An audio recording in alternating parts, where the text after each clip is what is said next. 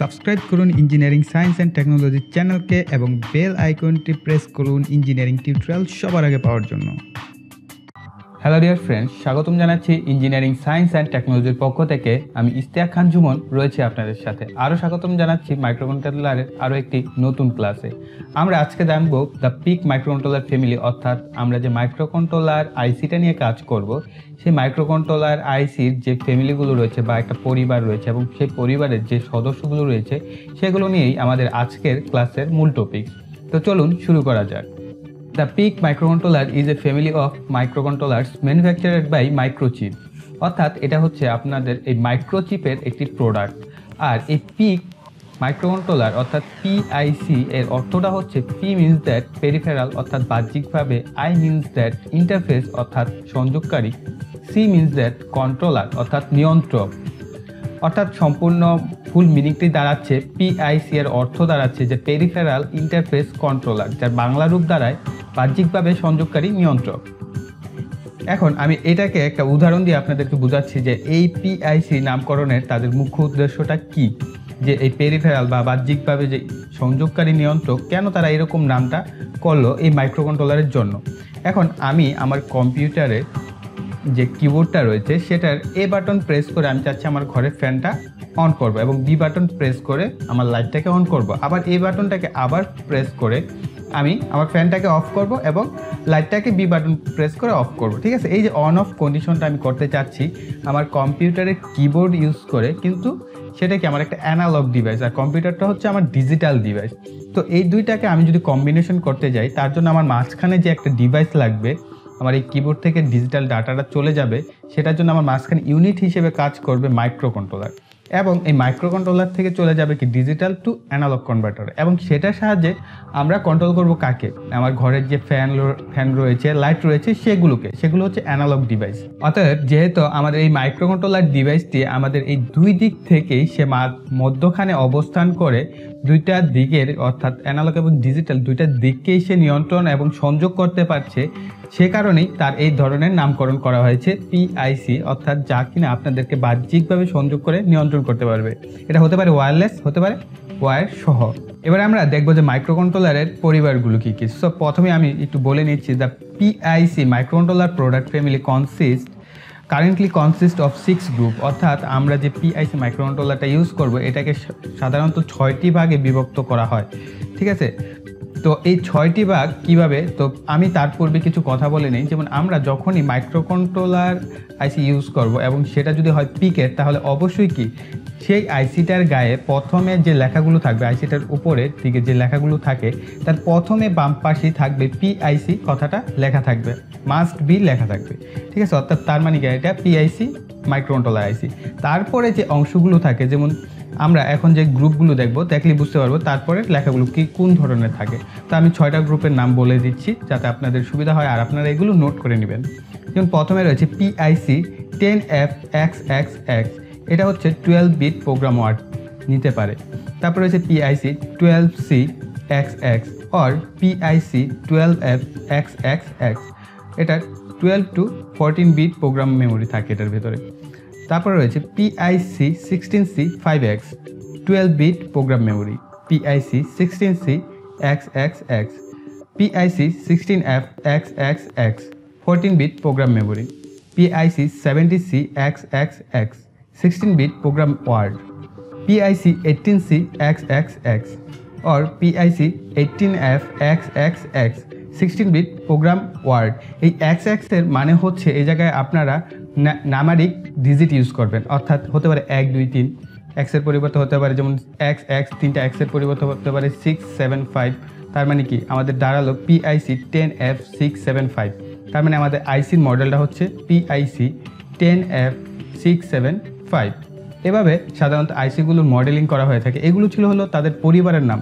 দেখেন প্রতিটার পূর্বে লেখা আছে 10F, 12C, 16C, 17C, 18C, এগুলো হচ্ছে তাদের পরিবারের নামকরণ। প্রতিটি পরিবারে যেরকম সদস্য থাকে, মা বাবা ভাই বোন দাদা দাদি সবাই মিলে একত্রে মিলে যেমন একটি পরিবার গঠিত হয়, ঠিক তেমনি আমাদের এই PIC মাইক্রোকন্ট্রোলার বা PIC মাইক্রোকন্ট্রোলারেরও রয়েছে অনেকগুলো সদস্য। প্রতিটা পরিবারই রয়েছে অনেক সদস্য এবং সেই সব সদস্য বা মেম্বার নিয়েই তৈরি হয় তাদের একটি পরিবার। তো তেমনি একটি পরিবার নিয়ে আমি আজকে আপনাদের সাথে পরিচিত করাচ্ছি, সেটা হচ্ছে আমার পছন্দের একটা পরিবার, যেটা নিয়ে আমি সর্বাধিক বেশি কাজ করেছি এবং যে আইসিগুলো নিয়ে কাজ করেছি তাদের মডেল এবং পিন নাম্বারটা আমি এখন আপনাদেরকে বলছি। সেটা হচ্ছে প্রথমে যে আইসিটা রয়েছে সেটা হচ্ছে 16F84 অথবা 16F84A। এই আইসিগুলো সাধারণত হয়ে থাকে 18 পিন অর্থাৎ 18 পিনের। তারপর রয়েছে 16F88 অর্থাৎ এই আইসিগুলো হয়ে থাকে 18 পিনের, এরাও সেম অর্থাৎ 16F88, 16F84 এদেরকে আপনারা পাবেন 18 পিনের আকারে আইসিগুলোতে। তারপর রয়েছে 16F72, এদের পাবেন 28 পিন অর্থাৎ এই আইসিগুলোর পিন সংখ্যা বেশি। এবং 16F73 এদেরও 28 পিন, এবং 16F877 এবং 16F877A এরা হচ্ছে 40 পিনের আইসি, অর্থাৎ সবচেয়ে বড় আইসিটা হচ্ছে এই মাইক্রোকন্ট্রোলারটা, অর্থাৎ 16F877A হচ্ছে আমাদের পিক সিরিজের বর্তমান সময়ের সবচেয়ে বড় একটা আইসি, যেটার আইসির পিন সংখ্যা হচ্ছে 40 পিন, এবং এটা দিয়ে আপনি A to Z সব ধরনের কাজ করতে পারবেন এই পিক মাইক্রোকন্ট্রোলার। ঠিক আছে, তো এটা হলো আমার ফেভারিট পরিবারের, এবং বাকি যারা রয়েছে তাদেরকে আমি বিভিন্ন পিনে বিভক্ত করেছি এবং তাদের একটা লিস্ট আমি এখন আপনাদেরকে দিচ্ছি। প্রথমে বলছি 8 পিন মাইক্রোকন্ট্রোলার আইসিগুলোর মডেলগুলো। এখন 12F609, 12HB609, 12F615, 12HB615, 12F629, 12F635, 12F675, 12F683 এগুলো ছিল 8 পিন মাইক্রোকন্ট্রোলার আইসিগুলোর মডেল। তারপর রয়েছে 14 পিন অর্থাৎ 14টি পিনের যে মডেলগুলো রয়েছে সেগুলো আমি এখন বলছি। 16F610, 16HB610, 16F616, 16HB616, 16F630, 16F636, 16F676, 16F684, 16F688 এগুলো ছিল 14 পিন আইসির মডেলগুলো। তারপর রয়েছে 18 পিন অর্থাৎ 18 পিনের যে আইসিগুলো রয়েছে সেই আইসিগুলোর মডেল এখন আমরা দেখব। 16F627, 16F628, 16F627A, 16F628A, 16F6484A, 16F716, 16F818, 16F819, 16C8484, 16F716, 16F818, 16F819, 16C84, 16F83, 16F84, 16F84A, 16F87, 16F88 এগুলো ছিল 18 পিন অর্থাৎ 18 পিনের আইসিগুলোর মডেল। তারপর চলে যাই 20 পিনের আইসিগুলোর model. 16F631, 16F639, 16F677, 16F685, 16F687, 16F689, 16F690, 16F785, 16HV785 এগুলো ছিল 20 পিনের আইসির মডেলগুলো। এখন চলে যাব আমরা 28 পিন অর্থাৎ 28 পিনের আইসির মডেলগুলো। 16F72, 16F73, 16F76, 16F737, 16F767, 16F870, 16F872, 16F873, 16F876, 16F873A, 16F876A, 16F882, 16F883, 16F886, 16F913, 16F916 তো এগুলো ছিল 28 পিনের। এবার চলে যাব আমরা সবচেয়ে বড় যে আইসিটা রয়েছে তাদের মডেলগুলো অর্থাৎ 40 পিনের।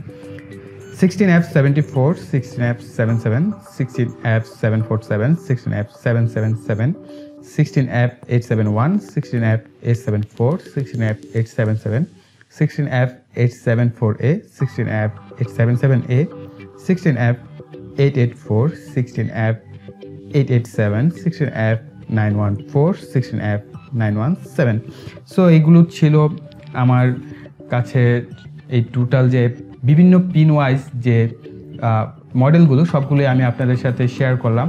এখন আপনারা এখান থেকে আপনাদের মডেলগুলো চয়েস করবেন। তবে আমি যে আমার ফেভারিট যে সিরিজটা অর্থাৎ সদস্য মেম্বারদের নিয়ে আমি যে আলোচনাটা করেছি সেটা হচ্ছে আপনি অ্যাভেলেবেল পাবেন। আমি যে মডেলগুলো ইউজ করেছি সেগুলো আপনারা যে কোনো ওয়েবসাইট থেকে হোক, অনলাইন হোক বা যেখান থেকে কিনেন, আপনারা বাংলাদেশে ওই মডেলগুলো অ্যাভেলেবেল পাবেন। এই কারণে আমি ওইগুলো একটু বেশি ব্যবহার করতে পেরেছি, এছাড়া আর কোনো রিজন নেই, ঠিক আছে? তো আপনারা চাইলে ওই মডেলগুলো ইউজ করতে পারেন। আদার্স অনেক মডেল রয়েছে অ্যাভেলেবেল, সেগুলো আপনারা এই যে লিস্টটা, আমি এই লিস্টটা আপনাদেরকে ডিসক্রিপশন বক্সেও দিয়ে দিব পিডিএফ আকারে। আপনারা চাইলে সেখান থেকে ডাউনলোড করে নিয়েও আপনারা কালেকশনে রাখতে পারেন আপনাদের। তো যেভাবে আপনাদের হেল্প হয় সেভাবে দেওয়ার চেষ্টা করব। আর আপনারা ধৈর্য ধরে প্রতিটা ভিডিও দেখবেন। প্রতিটা ভিডিওতে আপনাদের হয়তোবা অনেকের এখন বোর লাগছে যে এই ভাইয়া এই কী সব দিচ্ছে, কী সব বোঝাচ্ছে, ঠিক আছে? অ্যাকচুয়ালি কোনো কিছুই আমি আপনাদেরকে অহেতুক শেখাচ্ছি না, সবগুলোই শেখাচ্ছি একদম পারফেক্টভাবে। আপনারা যাতে একদম জিরো লেভেল থেকে পারফেক্ট জিনিসটা শিখতে পারেন তার চেষ্টাই আমি করে যাচ্ছি। আমি আপনাদেরকে ওই হুট করে প্রোগ্রাম করলাম, একটা হার্ডওয়্যার দেখালাম, বিনোদন পেয়ে গেলেন, ও কাজের কাজ কিছুই শেখা হলো না, ওই রকম না। আমি আপনাদেরকে একদম পারফেক্টভাবে শেখানোর চেষ্টা করছি, তার জন্যই এত প্রচেষ্টা আমার। কিন্তু এই ধরনের স্লাইড শো ভিডিওতে বেশি সময় যায় আর বেশি পরিশ্রম হয় ওই সরাসরি প্রজেক্ট প্রেজেন্টেশন থেকে। তো বুঝতেই পারছেন আমি চেষ্টা করছি যাতে বেটার কিছু দিতে পারি আপনাদেরকে, তার জন্যই এত কিছু করা। তো আশা করি অবশ্যই কি ভিডিওটি আপনাদের ভালো লেগেছে। ভালো লাগলে অবশ্যই একটা লাইক দিবেন, কমেন্টে আপনাদের মন্তব্য বক্তব্য অবশ্যই জানাবেন। আর যারা আমাদের চ্যানেলটি প্রথমবারের মতো ভিজিট করছেন অবশ্যই কি চ্যানেলটিকে সাবস্ক্রাইব করবেন এবং বেল বাটনটি অ্যাক্টিভ করে রাখবেন। এই বলে এখানেই বিদায় নিচ্ছি। ধন্যবাদ সবাইকে।